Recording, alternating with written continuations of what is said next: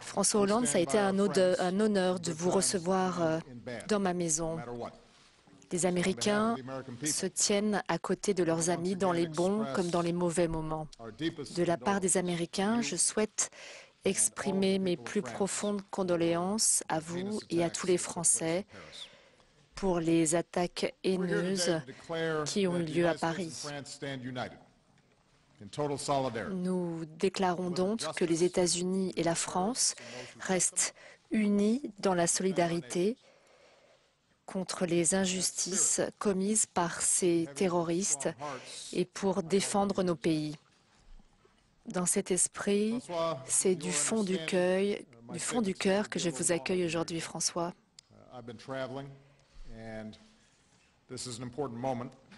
Avec votre niveau de compréhension, mon discours va être un peu plus long que d'habitude. Ce groupe terroriste barbare, Daesh ou État islamique, pose une sérieuse menace. Il ne peut être toléré, il doit être détruit et nous devons le faire ensemble. C'est cette unité qui nous amène ensemble aujourd'hui. Nous aimons les Français aux États-Unis. Parfois, nous, les Américains, nous sommes trop timides pour le dire, mais nous ne sommes pas timides aujourd'hui. Les Américains aiment la France parce que nous avons les mêmes idéaux. La vie, la liberté, la poursuite du bonheur. La France est un de nos plus vieux alliés. Vous nous avez aidés à gagner notre indépendance. Nous vous avons aidé à libérer la France. Nous nous devons la liberté mutuellement. Nous aimons la France pour sa culture, sa joie de vivre. Depuis les attaques, les Américains se sont souvenus de leur propre visite à Paris, à la Tour Eiffel, le long de la Seine. Nous connaissons ces lieux. Ils font partie de nos souvenirs, de nos vies, de notre culture. Et je suis très reconnaissant aux Français pour l'hospitalité qu'ils ont démontrée quand ils ont accueilli mon épouse Michel et mes filles et moi-même lors de notre première visite dans la Ville Lumière. À côté de mon lit, dans ma résidence, il y a une photo de Michel au Jardin du Luxembourg. Ce sont les souvenirs que nous avons de Paris. Quand la tragédie a frappé ce soir-là, nos cœurs se sont brisés également. Ce stade, la salle de concert, ces restaurants, ces cafés, dans tout cela, nous voyons les nôtres. Et dans les Français, nous nous voyons nous-mêmes. C'est pour cela que les Américains ont embrassé le bleu, blanc, rouge. Et c'est pourquoi les Américains ont tenu des veillées funèbres. Nous n'avons jamais oublié comment les Français sont restés à nos côtés après le 11 septembre. Aujourd'hui, nous sommes tous Français. Il a été noté que les terroristes n'ont pas dirigé leurs attaques contre le gouvernement français ou contre les militaires, mais contre l'esprit français et par extension contre toutes les démocraties libérales. C'était une attaque contre nos sociétés libres et ouvertes.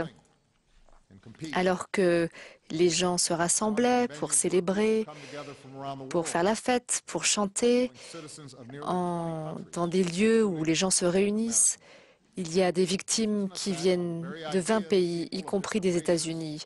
C'était une attaque sur l'idée même que des gens de religions différentes peuvent vivre ensemble dans la paix. Ce n'était pas qu'une attaque contre l'une des plus belles villes du monde, c'était une attaque contre le monde entier.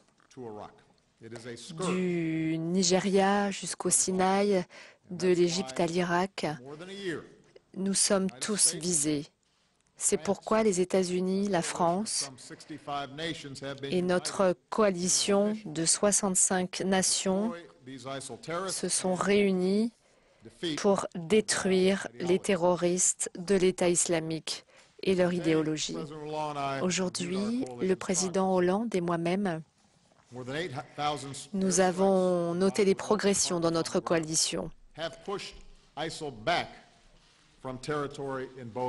Aujourd'hui, il y a eu des milliers de frappes pour repousser les terroristes.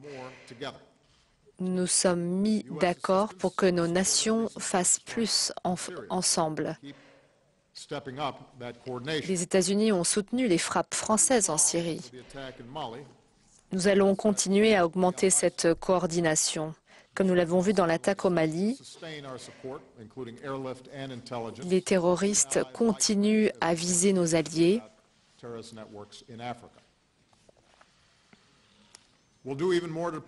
Les terroristes en ont profité.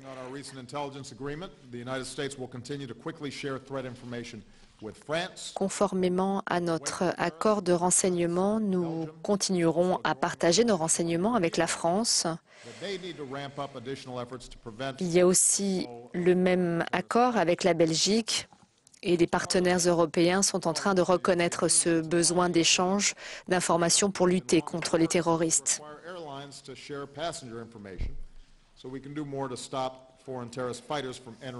Nous devons arriver à l'établissement d'un registre des passagers de l'aviation civile pour contrer ces attaques. J'ai invité des experts américains à travailler avec nos experts, avec nos homologues européens. Concernant la crise en Syrie, nous sommes d'accord sur le fait qu'au départ, la Russie frappait sur l'opposition du président Bachar al-Assad. Nous sommes d'accord sur le fait que la Russie peut jouer un plus grand rôle si elle se concentre sur la destruction de bastions de l'État islamique. La meilleure façon d'apporter la paix à la Syrie est d'appliquer les accords de Vienne, c'est-à-dire un soutien de la Russie pour un cessez-le-feu et une transition sans Bachar al-Assad, pour permettre au pays de lutter contre le terrorisme. François Hollande et moi-même sommes d'accord sur le fait que l'une des plus grandes armes contre l'État islamique, c'est notre détermination. Et là, je veux parler directement aux Américains. Ce qui s'est produit à Paris est terrible, horrible. Je comprends que les gens s'inquiètent que quelque chose de similaire se passe ici aux États-Unis. Nous allons continuer à faire tout ce que nous pourrons pour défendre notre nation. Depuis le 11 septembre, nous avons pris des mesures extraordinaires pour renforcer nos moyens de sécurité. Le contre-terrorisme, la sécurité du territoire et la sécurité des aéroports se fait sans répit. Ils travaillent tous pour assurer notre sécurité. Ils l'ont fait avant Paris, ils l'ont fait, ils le font maintenant, ils le feront encore, ils ne s'arrêteront pas. Nous sommes les meilleurs au monde. Mais ce ne sont pas seulement nos professionnels de la sécurité qui vont éradiquer l'État islamique. Tout dépend de la manière dont nous répondons à la menace. Le groupe État islamique ne peut nous vaincre sur le terrain de la guerre. Il essaye donc de nous attaquer sur le terrain de la maison contre des cibles innocentes, des civils, même si nous sommes plus vigilants. Nous ne devons pas céder à la peur. Il ne faut pas autoriser la peur à nous diviser. Cela reviendrait à laisser gagner les terroristes. La victoire tient à la façon dont nous continuons à vivre nos vies. Les Américains sont très résistants. Nous avons porté le deuil des vies perdues au marathon de Boston, mais nous n'avons pas ployé. Nos communautés se sont réunies, nous sommes allés danser, faire du shopping, tandis que les hommes et des femmes continuaient à rejoindre les rangs de l'armée. Nous sommes vigilants, nous prenons des précautions. mais nous continuons à vivre. Ceux qui veulent nous faire du mal savent que nous sommes trop déterminés. Les Américains ne se laisseront pas impressionner par les terroristes. Je dis cela parce qu'un autre aspect de la vigilance, c'est d'affirmer la liberté et la façon de vivre de nos sociétés. Cela inclut la liberté de religion, l'égalité devant la loi. Il y a eu des moments dans notre histoire, des moments de peur, où nous avons échoué à défendre nos plus grands idéaux. Et cela s'est fait à notre grand regret. Nous devons défendre nos idéaux dès maintenant. Chacun de nous doit montrer que l'Amérique est renforcée par des gens de toute confession, de toute origine. Ainsi, la France a l'intention d'accueillir 35 000 réfugiés supplémentaires au cours des 2 prochaines années. Ici, aux États-Unis, les réfugiés qui arrivent sont contrôlés pendant 2 ans. Aucune autre personne n'est plus contrôlée que les réfugiés. C'est pourquoi je veux offrir à nos partenaires européens notre devoir d'assister les réfugiés, qui va de pair avec notre devoir de sécurité. C'est un cadeau pour les gens de France, pour nos amis.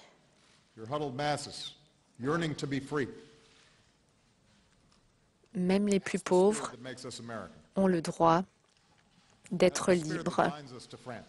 C'est l'esprit des États-Unis, c'est l'esprit qui nous relie à la France. C'est l'esprit dont nous avons besoin aujourd'hui. En conclusion, je veux saluer les Parisiens pour montrer au monde, pour rester forts face au terrorisme. Même dans leur deuil, ils sont retournés dans leur café, ils ont pris le métro, ils sont allés dans les stades supporter leurs équipes. Les foules se réunissent sur la place de la République. Les mamans viennent avec leurs enfants. Et l'une d'elles a dit, c'est pour montrer qu'on n'a pas peur. Paris sera toujours Paris. Et la semaine prochaine, je rejoindrai le président Hollande et les leaders du monde entier à Paris pour la conférence sur le climat. Quelle rebuffade puissante pour les terroristes de leur montrer que nous ne nous laissons pas détourner de notre but de construire un meilleur avenir.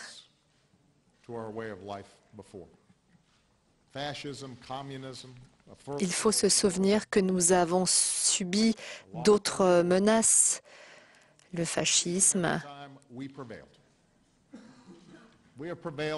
et en beaucoup d'autres occasions, nous avons vaincu, car notre façon de vivre est forte et que nous restons unis.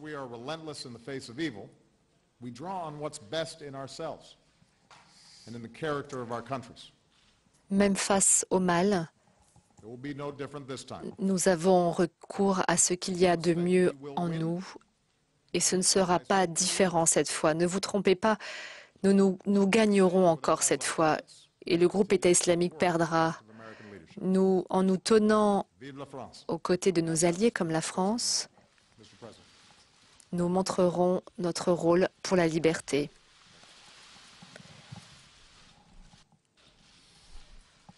Mesdames, Messieurs, Ladies and gentlemen, please allow me, first and foremost, to thank the President of the United States, Barack Obama, for the solidarity he has shown immediately as we found out about the terror attacks.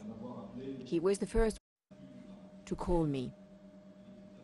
It was very late in France, 2 a.m., when Barack called. The President of the United States had already expressed his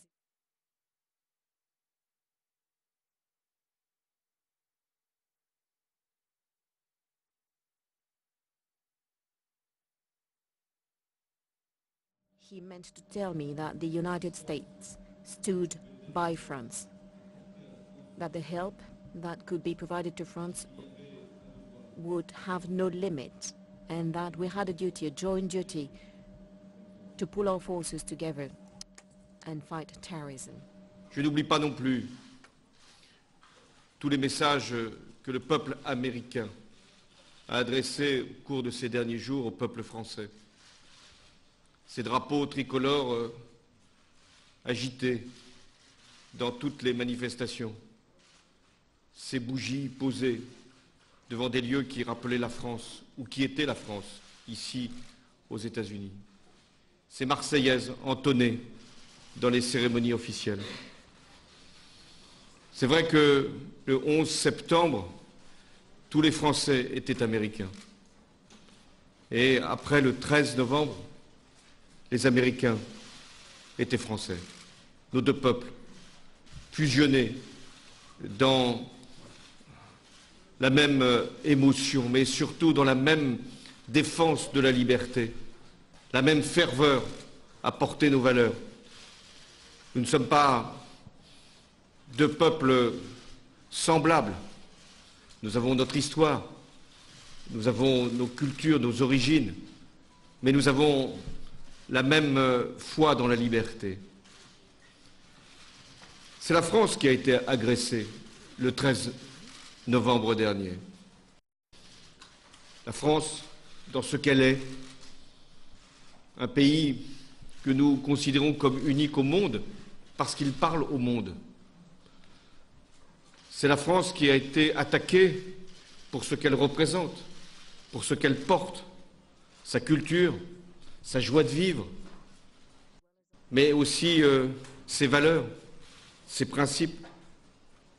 Mais en attaquant la France, c'était le monde entier que les terroristes, les assassins lâches de Daesh voulaient viser.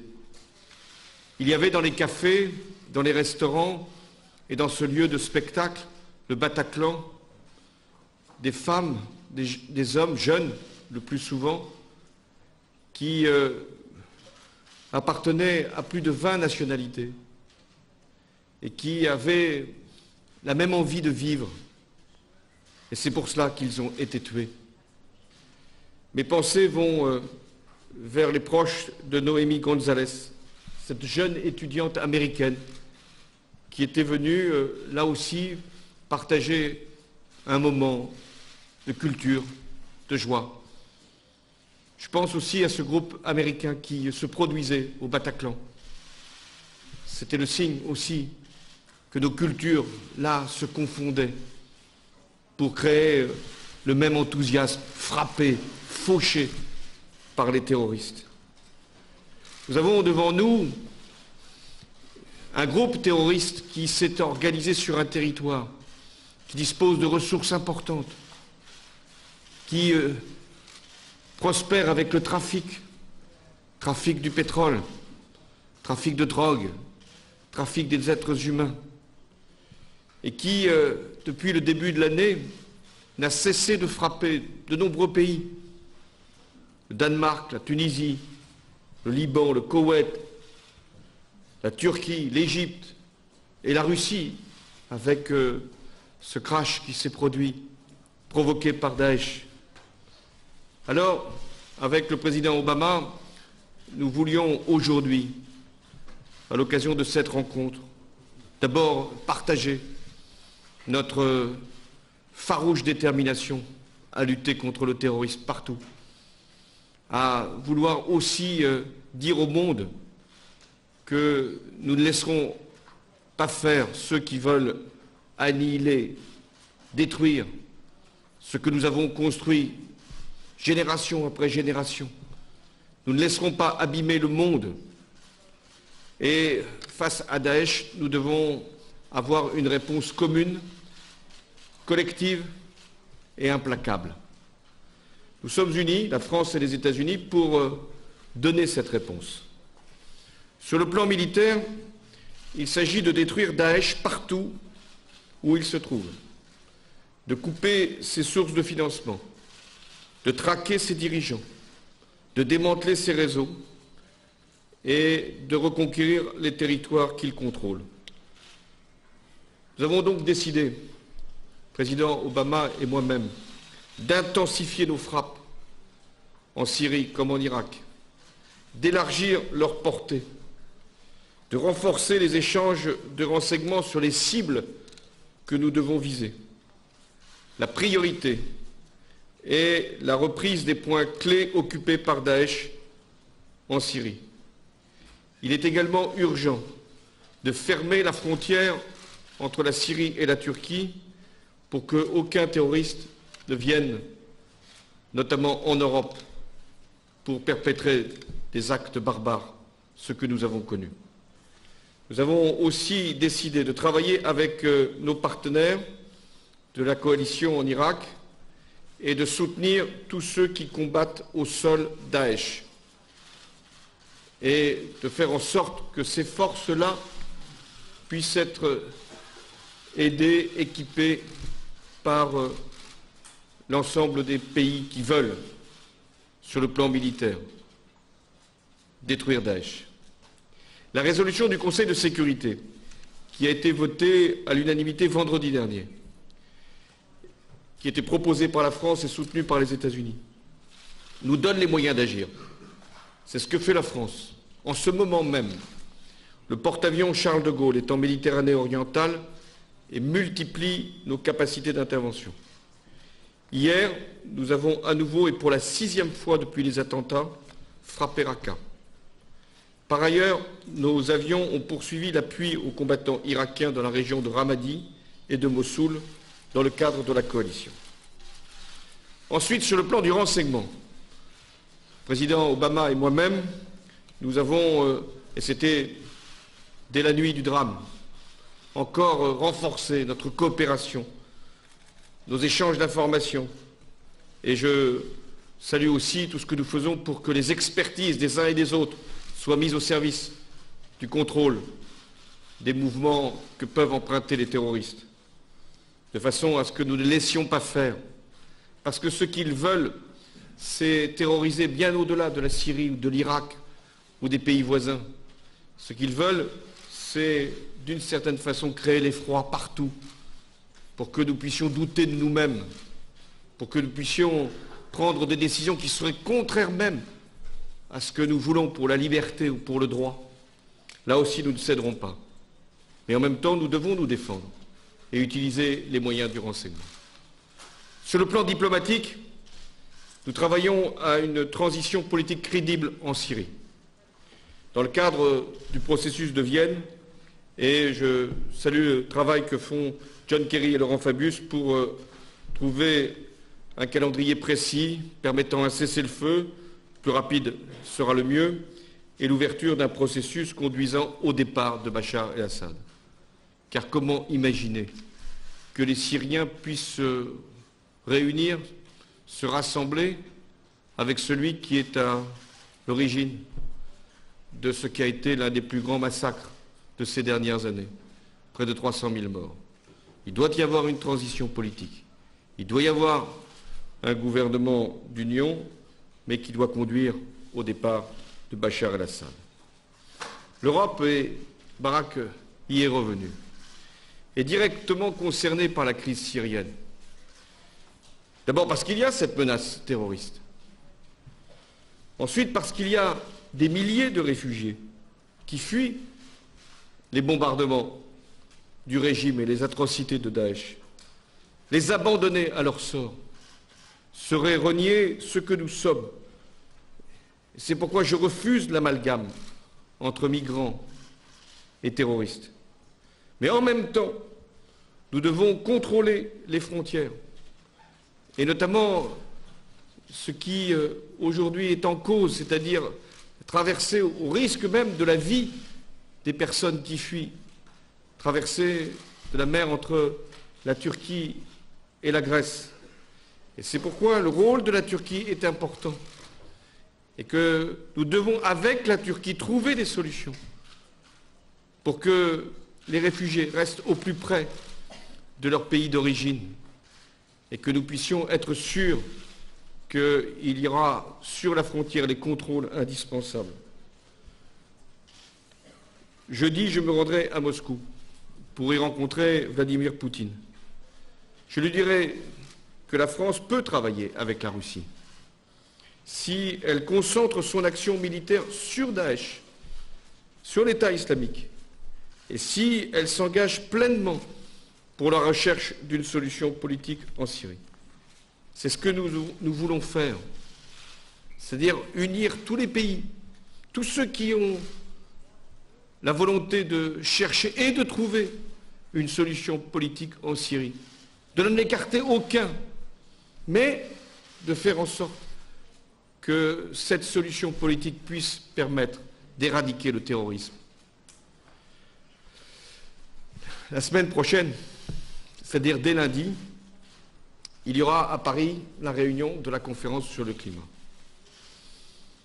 Je n'imaginais pas le contexte dans lequel cette conférence pouvait se tenir.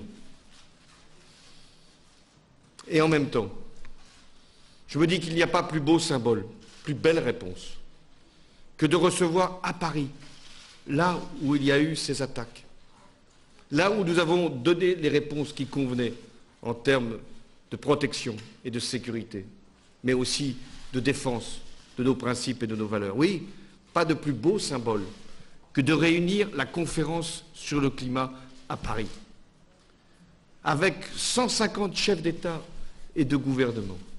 Jamais, jamais la France n'aura accueilli autant de responsables de la communauté internationale. Ils viennent pour régler la question du climat et pour chercher et trouver, là encore, l'accord indispensable pour limiter les émissions de gaz à effet de serre et faire que nos enfants, nos petits-enfants vivent mieux et vivent tout simplement. Mais ils viennent aussi pour marquer leur attachement à la liberté, à la lutte contre le fanatisme, l'obscurantisme, l'extrémisme religieux, cet islamisme qui devient radical et devient à ce moment-là dangereux. Oui, ils viennent là, tous, au-delà de leur sensibilité, au-delà de leurs croyances, de leurs convictions, pour affirmer le même principe, les mêmes valeurs, avec un même mot, la vie. Oui, tout simplement la vie. Et c'est pourquoi je me félicite que le président Obama puisse nous permettre de réussir cette conférence. Je salue non seulement les déclarations qu'il a faites tout au long de ces dernières semaines et ces derniers mois, mais les engagements qu'il a pris au nom des États-Unis, au nom du monde. Il était très important que un des pays les plus puissants du monde, sans doute le plus puissant, donc le plus émetteur de gaz à effet de serre, puisse aussi être au rendez-vous de l'avenir, comme il a été au rendez-vous de l'histoire. Parce que ce que nous avons à faire à Paris, au début de la semaine prochaine, c'est de montrer que la vie non seulement continue, mais que la vie est protégée, que la vie est préparée, celle de nos enfants. La France et les États-Unis, par leur histoire, par les valeurs qui ont constitué leurs deux nations, par l'esprit qui les anime, ont cette responsabilité d'agir dans l'urgence pour le présent. C'est ce que nous avons à faire contre le terrorisme et contre cette organisation Daesh, et en même temps de préparer l'avenir. Je suis, dans ce contexte, même s'il est dramatique, heureux de pouvoir être aux côtés de Barack Obama pour lancer ce message au monde entier. Merci.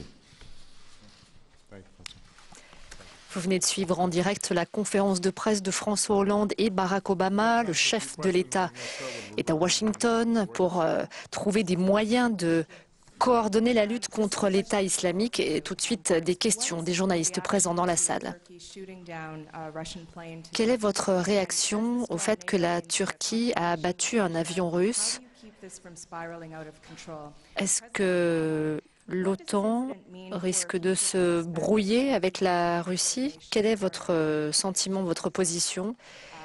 Monsieur Obama, quelles sont les perspectives pour la coopération militaire avec la Russie? Et Monsieur Hollande, avec ce qui s'est produit, qu'est-ce que cela va donner pour la coopération militaire? Tout d'abord, j'attends plus de détails sur ce qui s'est produit.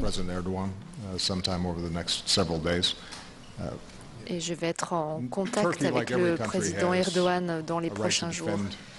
La Turquie, comme tout pays, a le droit de défendre son territoire et son espace aérien.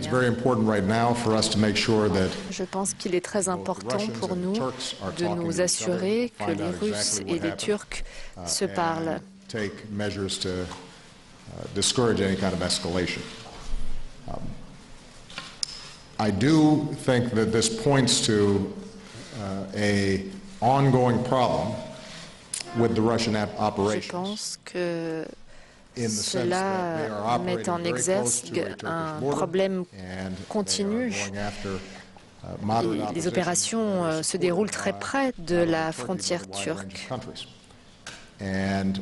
Que la Russie frappe l'opposition modérée. Si la Russie dirige son énergie contre Daesh,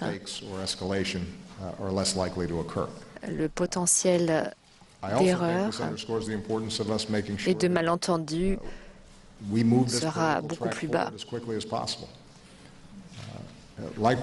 Il faut aussi avancer dans le processus politique le plus vite possible.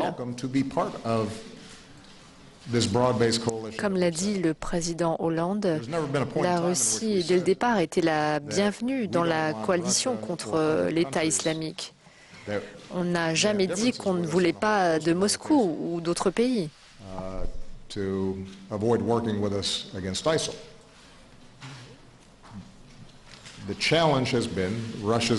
Mais le défi a été la concentration de la Russie au soutien d'Assad plutôt que la lutte contre l'État islamique. Je l'ai dit en Turquie, je suis d'accord pour qu'ils nous rejoignent à partir du moment où la Russie va effectuer ce changement et que le pays va nous aider à trouver une transition politique en Syrie. Until that happens, it's very difficult. It's difficult because if their priority is attacking the moderate opposition that might be D'ici à ce que tout cela se produise, c'est assez compliqué, car l'opposition modérée en Syrie, qui pourrait faire partie d'un gouvernement d'union nationale syrien, pourrait se demander s'ils auraient vraiment le soutien de la Russie.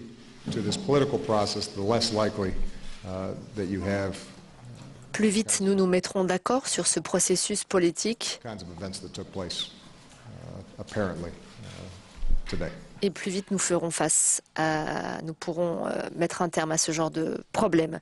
Si vous nous rejoignez, nous venons de suivre une conférence de presse de François Hollande et Barack Obama à Washington sur les moyens de coordonner les actions de lutte contre le groupe État islamique.